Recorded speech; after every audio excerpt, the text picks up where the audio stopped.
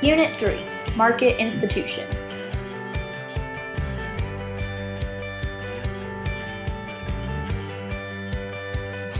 Chapter 8, Businesses.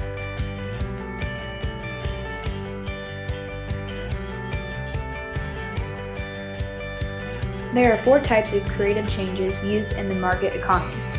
The 4 types are to introduce new products, improve quality of old products, create new ways to produce the products, and make new ways of doing businesses.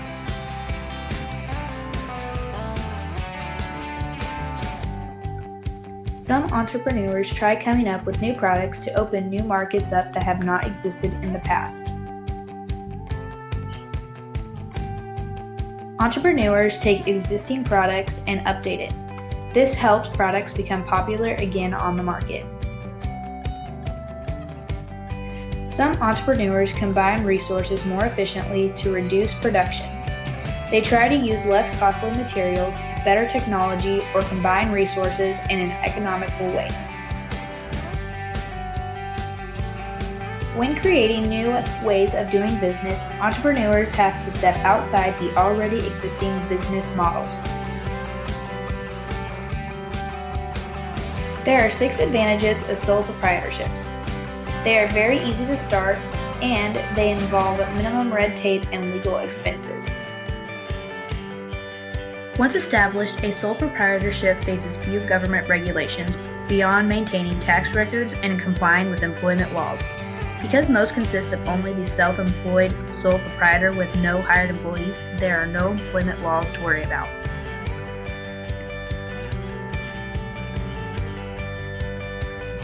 The sole proprietor is the boss with complete authority over all business decisions, such as what to produce and how to produce it. Since the sole proprietor is the boss, they do not have to share the profits with anyone. Any profit generated by a sole proprietorship is taxed only once, as the owner's personal income. As you learn later, most corporate profit is taxed twice. Creating a successful business and watching it grow can provide a sole proprietor tremendous personal pride and satisfaction. There are some very significant disadvantages of sole proprietorships. A sole proprietor faces unlimited personal liability for any business losses. Liability is a legal obligation to pay any debts of the business. Because the sole proprietorship has no partners or other financial backers, raising enough money to get the business going can be a problem. Bankers are reluctant to lend to a new business with no track record and few assets. Even a sole proprietorship that's been around for a while may still seem risky to lenders. With a sole proprietorship, the business and the owner are one and the same. The business ends when the owner dies or leaves the business. The firm's assets can be sold or turned over to someone else who may restart the business. The result is a new firm with a new ownership. Because of the lack of permanence and difficulty raising financial capital, sole proprietors have trouble offering workers the job security and opportunity for advancement available in larger businesses. Sole proprietors shoulder a great deal of responsibility. They usually must manage the firm, maintain financial records, oversee production, market the product, keep up with competition, and perform several dozens of other tasks. Partnerships offer lots of advantages. They're very easy to start, which makes them similar to sole proprietorships. General partners usually share the decision-making responsibilities. In sole proprietorships, one person is held responsible for all the decisions. In partnerships, the partners are capable of making better decisions because there is more people to help. Once the partnership has begun operating, it faces relatively few government regulations. Like the sole proprietorship, the partnership must maintain accurate tax records and comply with employment laws. Partnerships often find it easier than sole proprietors to raise the financial capital needed to get a business going.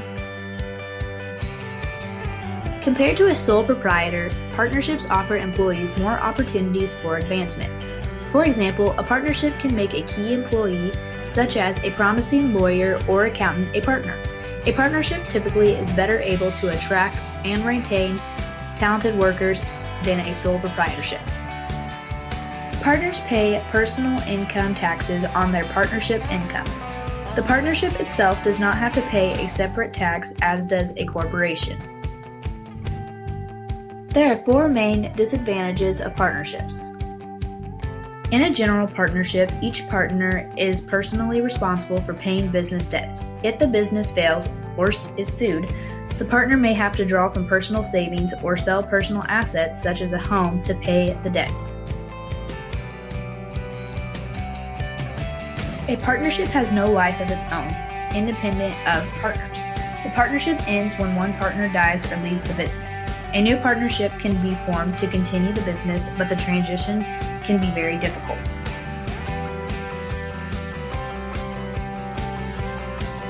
Partners may not always agree on important decisions. Unlike a sole proprietorship where one owner must make all the decisions, partnerships must come to a consensus. Partners must share any profits according to the original partnership agreement.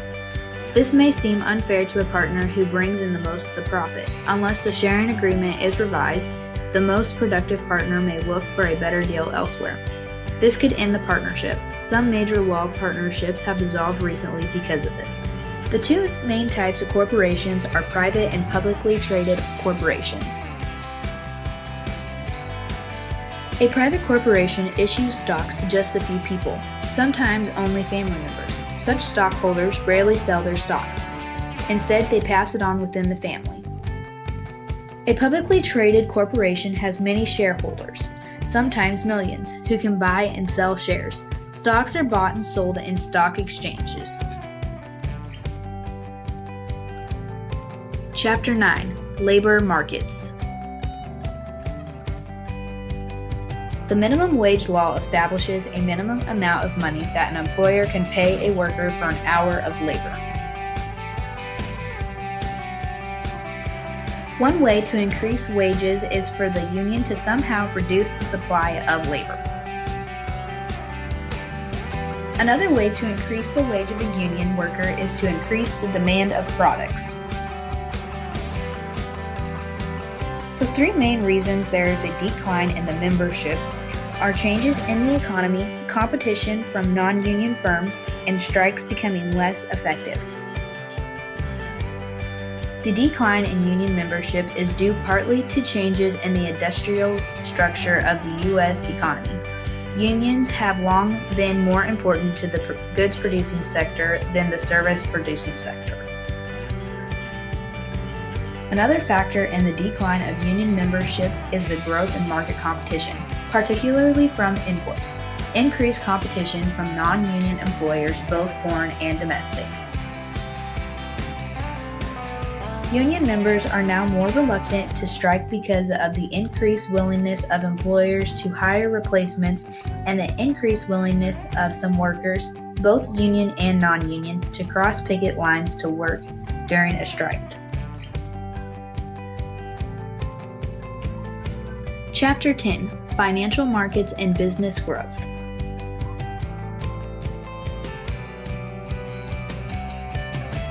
The 3 main reasons firms are able to grow quickly is because 1. Majority of the profits can be reinvested back into the firm. 2. The owners are more willing to invest a lot of their own money into their firm. And 3. Bankers are more willing to lend them money. The 3 main types of mergers are horizontal mergers, vertical mergers, and conglomerate mergers. Horizontal mergers occur when one firm combines with another firm making the same product.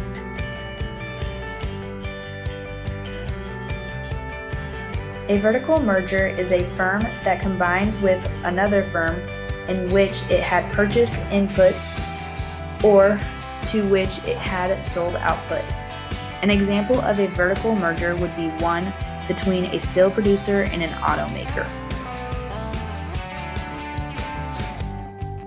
A conglomerate merger is a combination of firms in different industries, such as a merger between a plastics maker and an electronics firm. There's only been 4 merger waves in this country over the past 125 years.